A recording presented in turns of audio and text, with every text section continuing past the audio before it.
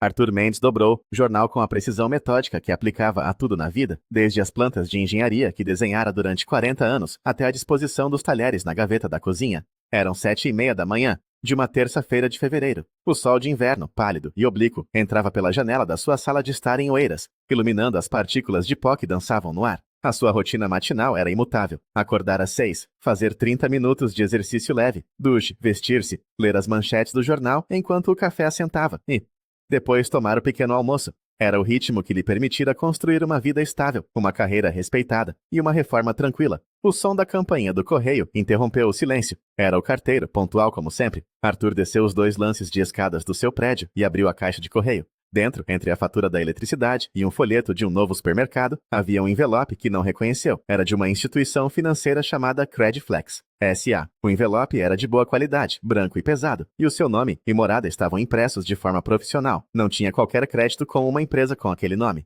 A sua única dívida era o encargo mensal do cartão de crédito, que pagava na totalidade todos os meses. De volta ao seu apartamento, abriu o envelope com um abre-cartas de prata, que fora um presente de reforma. A carta no interior era um aviso formal. O papel era timbrado, com uma linguagem densa e legalista. Mencionava um contrato de crédito pessoal, número 74B921C, associado a um NIEF que reconheceu de imediato, o de Duarte Soares, o seu genro. O que o fez parar e ler a frase novamente foi a secção seguinte, que o nomeava a si, Arthur Mendes, como fiador solidário do referido crédito. A carta informava que o pagamento da prestação de € 812,45, referente ao mês de janeiro, estava em atraso há 15 dias. Se a situação não fosse regularizada no prazo de 8 dias úteis, a Crediflex iniciaria os procedimentos legais para a execução da dívida, que recairiam sobre o devedor principal e, consequentemente, sobre o fiador.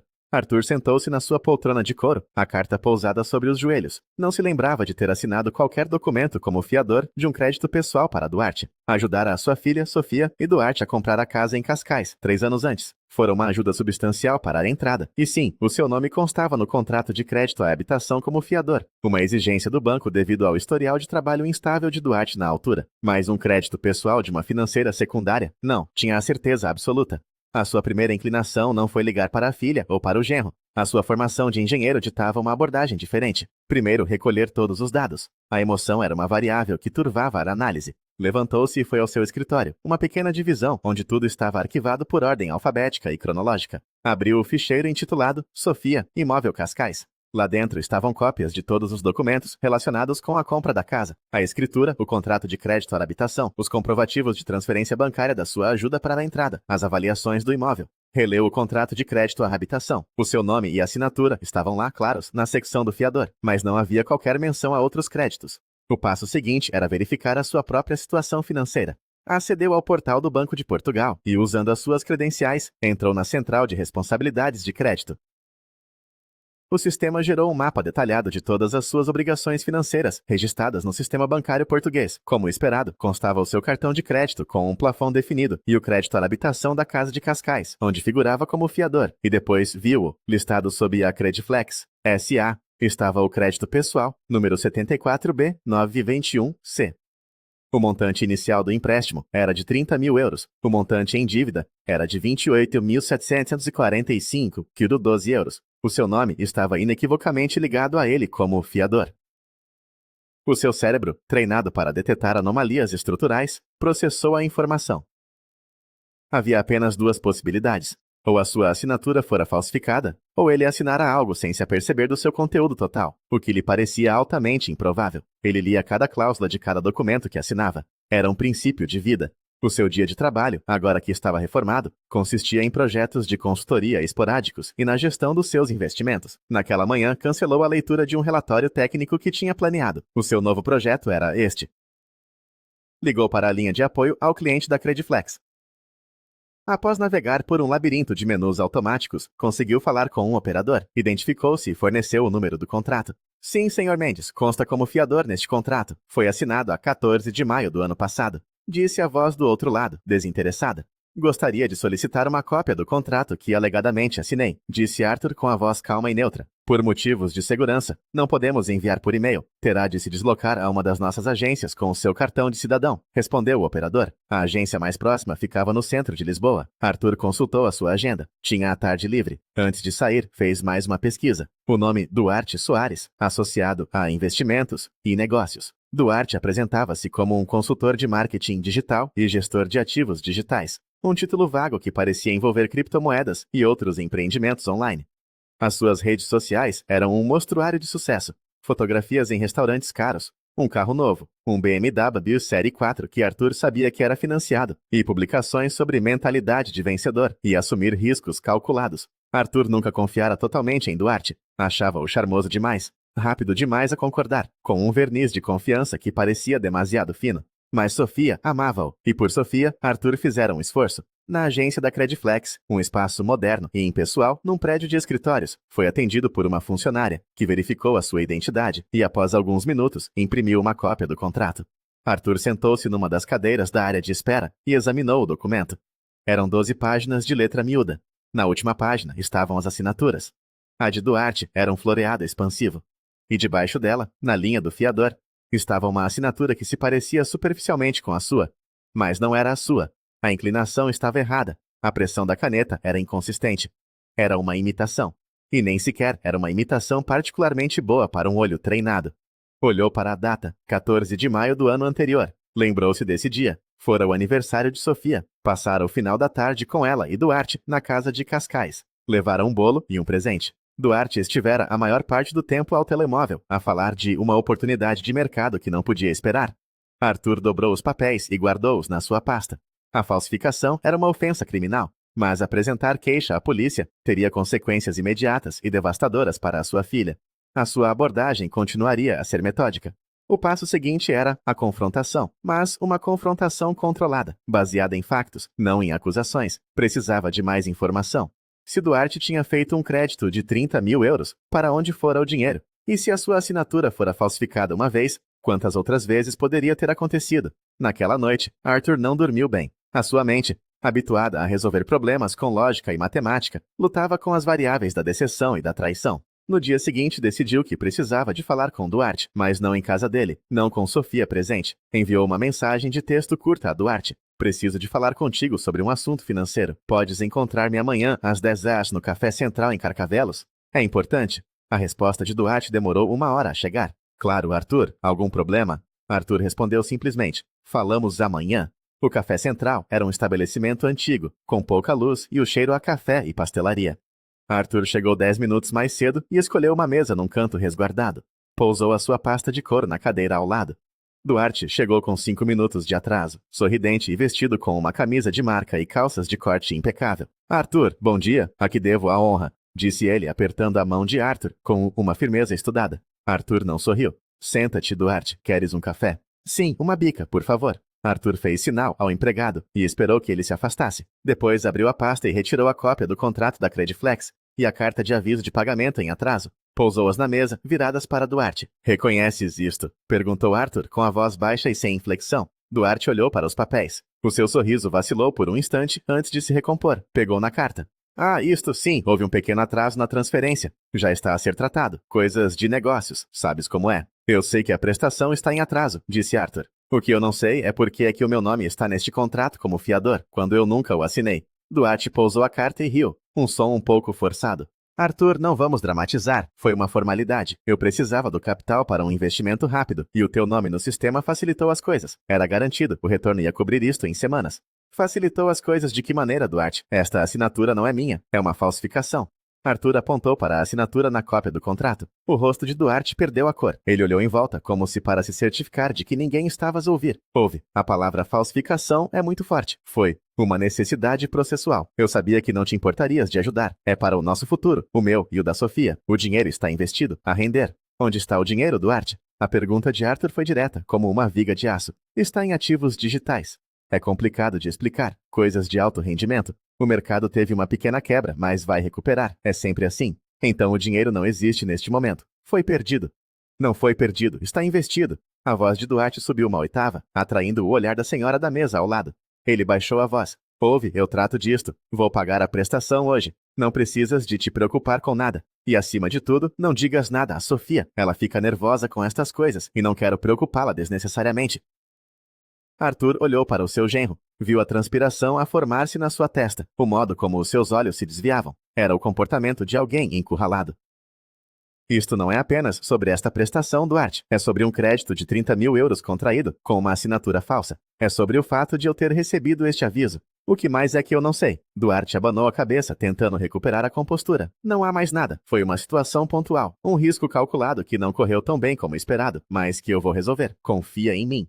A confiança é algo que se baseia em ações, Duarte, não em palavras. E as tuas ações, neste momento, incluem fraude. Arthur começou a guardar os papéis na sua pasta. Vou pensar no que fazer, mas quero que saibas que isto é extremamente grave. Duarte estendeu a mão sobre a mesa. Arthur, por favor, pela Sofia. Eu amo-a mais do que tudo. Eu vou consertar isto. Dou-te a minha palavra. Arthur levantou-se. A tua palavra, neste momento, tem o mesmo valor que a tua assinatura neste contrato. Deixou uma nota de 5 euros na mesa para os cafés e saiu do café sem olhar para trás. Enquanto caminhava para o seu carro, o seu cérebro processava a nova informação. Duarte admitira indiretamente a falsificação. Admitira que o dinheiro fora para um investimento de alto risco e que provavelmente estava perdido. E mais importante, pedira-lhe para não contar a Sofia. Isto significava que a sua filha não sabia de nada. O próximo passo, por mais difícil que fosse, era inevitável. Tinha de falar com ela, tinha de lhe mostrar os fatos, os documentos. Ela era a sua filha. Ela ouviria a razão. Tinha de ouvir. 2 dias depois, Arthur conduziu até Cascais. Era um sábado à tarde. Ele ligou a Sofia com antecedência, dizendo que estava por perto e que gostaria de passar para lhe dar um abraço. Ela pareceu contente. Claro, pai, o Duarte não está. Foi a uma reunião de negócios, mas eu adoraria ver-te. Perfeito, pensou Arthur. Era crucial que falasse com ela a sós. A casa deles era uma moradia moderna num condomínio fechado. O tipo de casa que gritava sucesso. Tinha uma pequena piscina e um jardim bem cuidado. Arthur sabia que a prestação mensal do crédito à habitação era superior a 1.500 euros. Era um encargo pesado, mesmo com o salário de farmacêutica de Sofia. Sofia abriu a porta com um sorriso. Era parecida com a sua falecida mãe, com os mesmos olhos grandes e expressivos. Pai, entra. Queres um café? Sim, por favor, filha. Ele seguiu-a até a cozinha, um espaço amplo com bancadas de granito e eletrodomésticos de aço inoxidável. Havia fotografias do casamento deles na porta do frigorífico. Sofia e Duarte, sorridentes, a cortar o bolo. Arthur sentou-se à mesa da cozinha enquanto ela preparava o café. O seu coração estava pesado. Esta seria uma das conversas mais difíceis da sua vida. Então, o que te traz por estas bandas num sábado? Perguntou ela, enquanto colocava uma chávena de café à sua frente. Arthur respirou fundo. Sofia, precisamos de falar sobre uma coisa séria. Tem a ver com as vossas finanças. O sorriso de Sofia desapareceu. Finanças. Está tudo bem. Estamos a gerir. Não, não está tudo bem.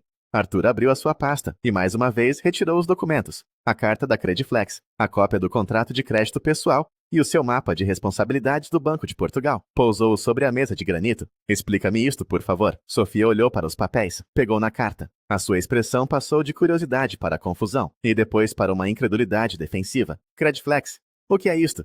Um crédito de 30.000 euros. Pai, isto deve ser um engano. Nós não temos nenhum crédito com esta empresa. O teu marido tem, e usou o meu nome como fiador, com uma assinatura falsificada. Falsificada? Pai, que estás a dizer? O Duarte nunca faria uma coisa dessas. A sua voz era aguda. Ela empurrou os papéis para longe, como se fossem venenosos. Ele não precisaria. Se precisássemos de dinheiro, ele dir-me-ia. Nós falamos sobre tudo. Falaste com ele sobre isto? Perguntou Arthur, apontando para o contrato. Não, porque isso não é real. Deves ter percebido mal. Ou talvez... Talvez tenha sido tu a inventar isto. A acusação apanhou Arthur de surpresa. Inventar? Sofia, por que razão eu inventaria uma coisa destas? Aqui estão os documentos. Isto é do Banco de Portugal. É oficial. Eu não sei, porque nunca gostaste do Duarte. Desde o início que tentas encontrar defeitos nele. Estás a tentar virar-me contra o meu marido. As lágrimas começavam a formar-se nos seus olhos. Eram lágrimas de raiva, não de tristeza. Sofia, isto não tem nada a ver com gostar ou não gostar dele. Isto tem a ver com fraude e com uma dívida de 30.000 euros que pode recair sobre mim e que está a colocar a vossa estabilidade financeira em risco. O dinheiro foi para investimentos de alto risco. Ele perdeu o dinheiro. Ele não perdeu nada. Ele é um investidor brilhante. Ele sabe o que faz. Tu é que és da velha guarda. Não percebes estas coisas, estes novos mercados. Ela levantou-se andando de um lado para o outro na cozinha. Ele ama-me. Ele nunca me mentiria. Nunca arriscaria a nossa casa, a nossa vida. Ele já arriscou, disse Arthur com a voz firme. Ele já mentiu. Eu falei com ele, Sofia. Ele admitiu que o dinheiro foi para um investimento que correu mal. Ele disse-te isso? Ou foi isso que tu quiseste ouvir? retorquiu ela. Ele provavelmente tentou explicar-te e tu, com a tua mentalidade de engenheiro, só viste os números negativos. Ela parou e olhou para ele, os olhos a brilhar. Eu quero que saias, agora. A frieza na sua voz foi como um golpe físico. Sofia, estou a tentar ajudar-vos. Esta casa que eu ajudei a comprar pode estar em risco se ele continuar a contrair dívidas desta forma. A nossa casa está ótima, pagamos as nossas contas a tempo. Tu não sabes nada sobre a nossa vida, quero que saias da minha casa.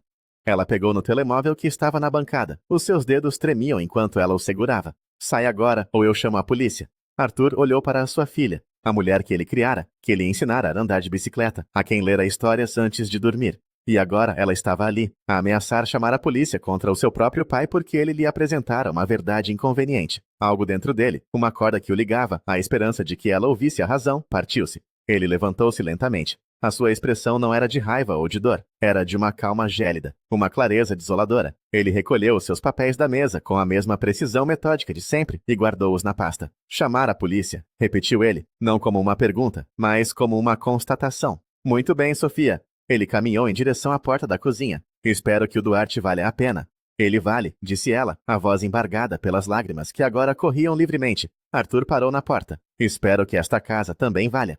Ele saiu para o sol da tarde de Cascais e entrou no seu carro. Não olhou para trás. Enquanto conduzia de volta para Oeiras, a sua mente já não estava focada em salvar a sua filha do seu marido. Ela fizera a sua escolha. A sua mente estava agora focada noutra coisa. Ele era fiador no crédito à habitação. O seu nome estava legalmente ligado àquela propriedade. Duarte e Sofia tinham-no desrespeitado, tinham cometido fraude contra ele e tinham-no ameaçado. Eles pensavam que ele era apenas um pai preocupado que podiam ignorar. Tinham se esquecido de que ele também era uma parte interessada legalmente reconhecida. O seu novo projeto tinha agora um objetivo diferente, não salvar o casamento deles, mas proteger o seu próprio investimento e os seus direitos legais. E se, para o fazer, tivesse de usar a mesma lógica fria e implacável que eles lhe tinham mostrado, que assim fosse. O engenheiro dentro dele estava a assumir o controle. O problema fora identificado. A fase seguinte era desenhar a solução. Nos dias que se seguiram à confrontação com Sofia, Arthur mergulhou numa fase de investigação e planeamento. O silêncio da sua filha era total. As suas chamadas não eram atendidas. As suas mensagens não eram respondidas. Era claro que ela e Duarte tinham fechado fileiras, escolhendo a negação como estratégia. Para Arthur, esta ausência de comunicação era um dado, não um obstáculo emocional. Simplificava a equação. Ele passou horas no seu escritório, a analisar todos os documentos que tinha e a procurar mais. A sua primeira ação foi contactar o seu banco, o mesmo que concedera o crédito à habitação a Sofia e Duarte. Como fiador, tinha o direito legal de aceder a informações sobre o estado do empréstimo. Marcou uma reunião com o gestor de conta, que tratara do processo original, um homem chamado Dr. Vasconcelos. Na reunião, Arthur foi direto ao assunto. Apresentou o seu cartão de cidadão e explicou a situação. Descobriram um crédito secundário contraído por Duarte, com uma assinatura de fiança falsificada, e estava preocupado com a saúde financeira geral do agregado familiar ligado ao crédito à habitação do qual era fiador. O Dr. Vasconcelos, um homem cauteloso na casa dos 50, ouviu atentamente. Senhor Mendes, compreendo a sua preocupação. Como fiador, tenho o direito de ser informado sobre o estado do crédito principal. Posso confirmar que, até a data, todas as prestações do crédito à habitação foram pagas pontualmente. Isso é bom, disse Arthur. Mas a minha preocupação é com o futuro. Há alguma forma de saber se foram contraídas outras dívidas usando o imóvel como garantia? O gestor hesitou. Isso é mais complicado. Se eles contraíram um segundo crédito ou uma linha de crédito com outra instituição, usando a casa como garantia hipotecária, isso seria registrado na Conservatória do Registro Predial. Teria de solicitar uma certidão de ônus e encargos atualizada do imóvel. Era o passo seguinte lógico. Na mesma tarde, Arthur deslocou-se à Conservatória do Registro Predial competente. O processo foi burocrático, mas simples. Preencheu um formulário, pagou a taxa e 2 dias depois, recebeu a certidão permanente online. O documento era um histórico legal do imóvel, confirmava a propriedade em nome de Sofia Mendes e Duarte Soares, e a hipoteca principal a favor do banco. E depois, Arthur encontrou o que temia. Havia um segundo registro, uma hipoteca voluntária secundária, registrada 6 meses antes, a favor de uma outra instituição de crédito, a Unicrédito, Soluções Financeiras. O montante do crédito era de 50 mil euros.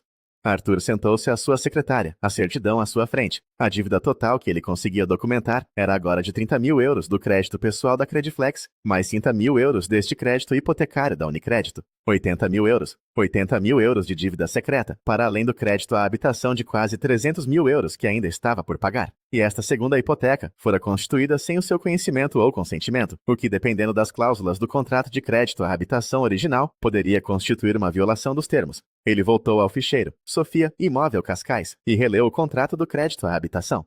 Encontrou a cláusula relevante. Estipulava que qualquer oneração adicional do imóvel, através de novas hipotecas, exigia a notificação e o acordo prévio dos fiadores, uma vez que isso afetava diretamente o valor da garantia para o credor principal. Duarte e Sofia tinham violado o contrato. Com esta nova informação, o plano de Arthur começou a tomar uma forma mais clara e dura. A tentativa de diálogo falhara. A negação deles era uma parede intransponível. A única linguagem que eles poderiam ser forçados a entender era a linguagem da lei. Ele precisava de um advogado, não um advogado de família, que poderia tentar mediar e reconciliar. Precisava de um especialista em direito imobiliário e contencioso, alguém que visse o caso não como um drama familiar, mas como uma disputa de propriedade e um incumprimento contratual. Passou o resto do dia a pesquisar escritórios de advogados em Lisboa, a ler as suas áreas de especialização e os perfis dos sócios. Selecionou 3 nomes e, na manhã seguinte, começou a fazer chamadas. O primeiro advogado que contactou, após ouvir um resumo da situação, sugeriu uma conversa familiar mediada. Arthur agradeceu e desligou. O segundo pareceu mais interessado nos aspectos litigiosos. Chamava-se Dr. Nuno Valente e o seu escritório ficava na Avenida da Liberdade.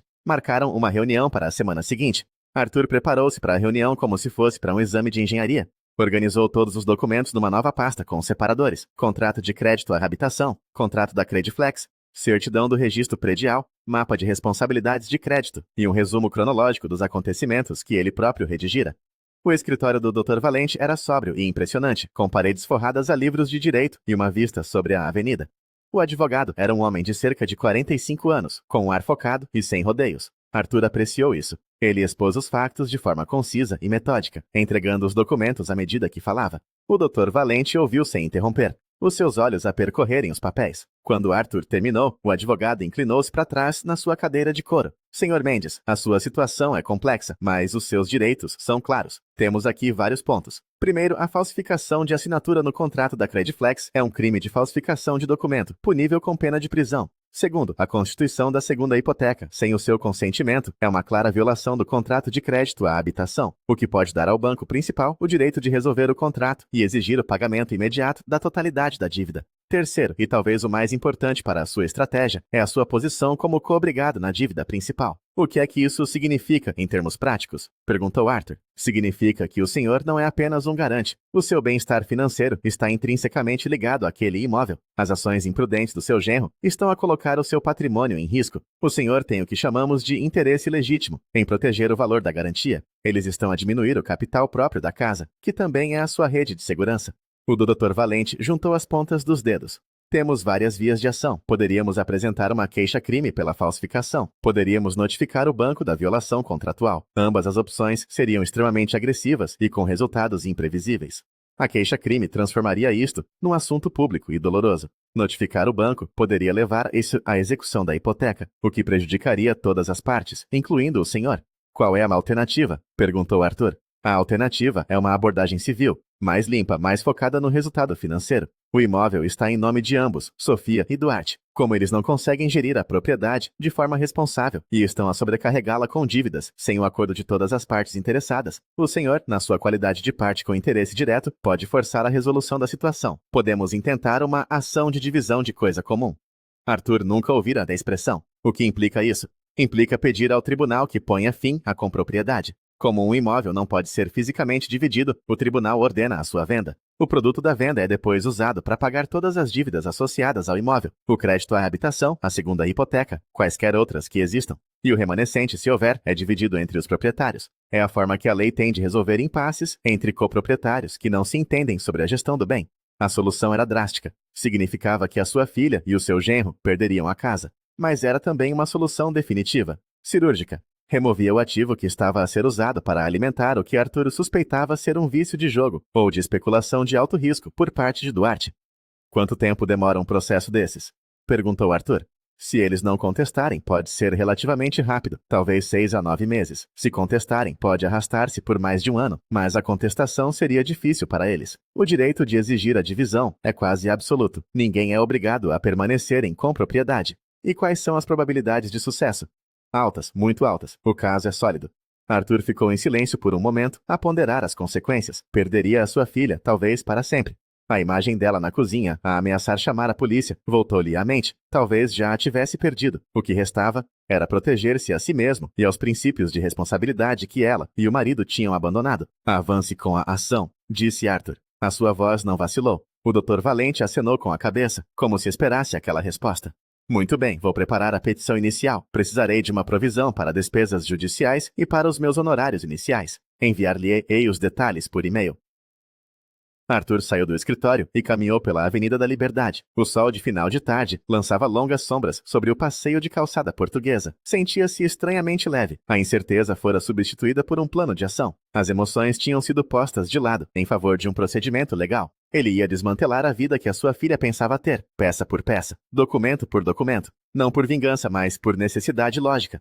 Era a única solução que os dados suportavam. O engenheiro em si estava satisfeito. O pai em si estava enterrado sob camadas de decepção e resolução fria. O processo legal fora iniciado. A petição inicial para a ação de divisão de coisa comum foi submetida ao Tribunal Judicial da Comarca de Lisboa Oeste, em Cascais, numa segunda-feira de manhã. A máquina judicial, lenta mas inexorável, começou a mover-se. Semanas transformaram-se em um mês. Arthur não teve qualquer contato de Sofia ou Duarte. Ele imaginava que eles continuavam a viver na sua bolha de negação. Talvez Duarte lhe tivesse assegurado que o velho estava apenas a fazer bluff e que nada aconteceria. Depois, numa tarde de quinta-feira, o seu telemóvel tocou. Era um número desconhecido. Ele atendeu. Do outro lado, uma voz masculina e formal apresentou-se como sendo de um oficial de justiça. Estou a ligar para confirmar a morada para a citação de Sofia Mendes e Duarte Soares. É na Rua das Magnólias, número 14, em Cascais, correto?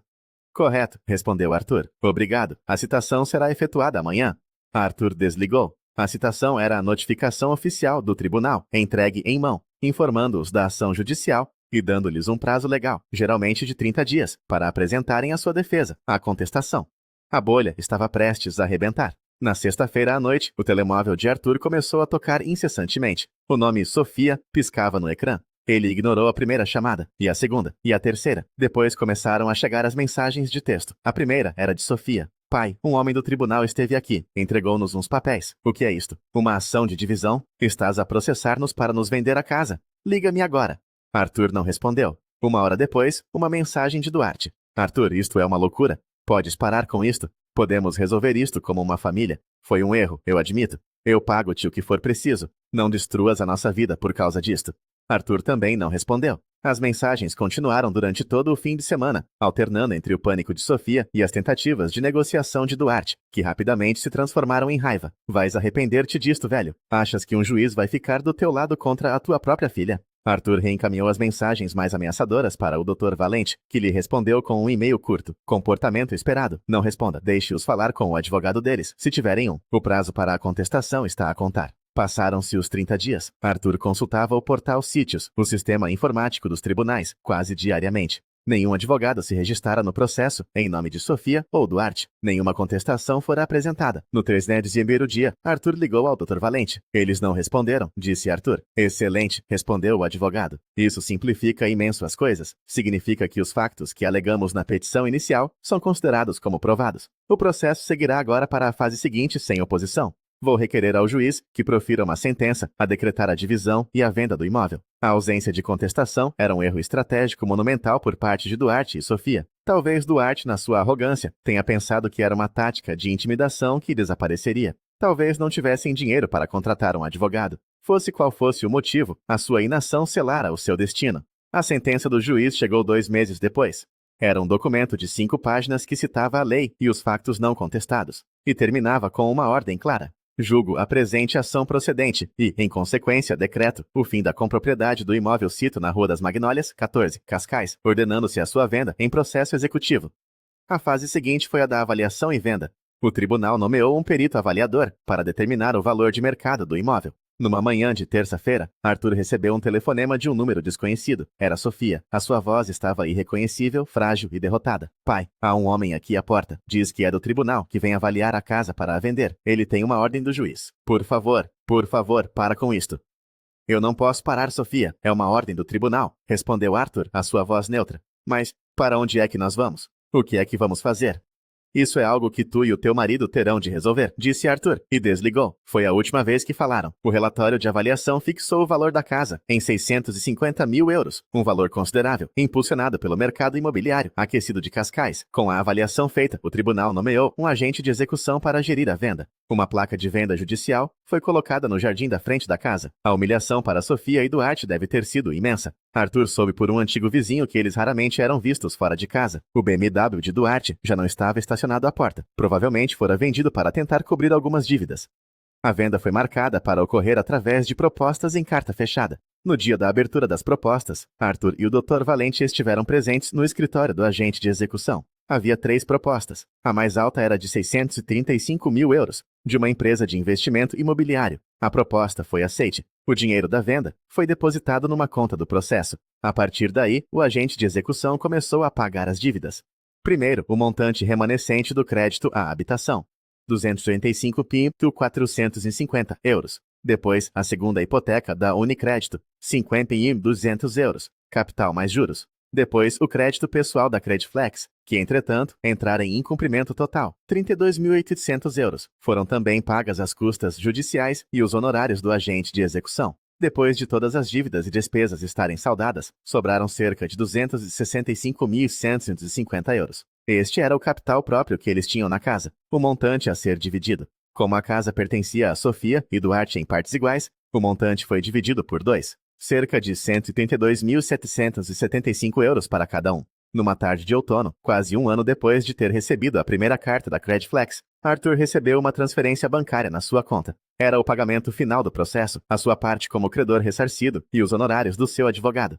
Olhou para o extrato. O problema estava resolvido. Ele protegera o seu nome e recuperara, indiretamente, o valor que as ações de Duarte tinham posto em risco. Mas o custo fora a sua relação com a sua única filha. Algumas semanas mais tarde, recebeu um e-mail. O remetente era Sofia. O assunto era adeus. O e-mail era curto. Fomos embora. O Duarte arranjou um trabalho no norte. Estamos a recomeçar, num apartamento alugado. Acho que de uma forma terrível. Percebo agora. Percebo o que fizeste. Mas não sei se algum dia te poderei perdoar por o teres feito. Adeus, pai. Arthur leu o e-mail 2 vezes. Depois moveu-o para uma pasta que criou para o efeito, chamada Arquivo. Não respondeu. Sentado na sua sala de estar em Oeiras, a mesma onde tudo começara, Arthur olhou pela janela. A vida continuava, com a sua rotina imutável. O seu patrimônio estava seguro. A sua reforma estava intacta. A lógica vencera. Mas a casa estava silenciosa, e no ficheiro do seu escritório, a pasta Sofia Imóvel Cascais estava agora ao lado da nova pasta Arquivo. Eram 2 monumentos de papel a uma vitória que tinha o sabor amargo e inconfundível da perda. O engenheiro resolvera o problema estrutural, mas a estrutura que ruíra fora a sua própria família, e não havia planta ou cálculo que pudesse consertar isso.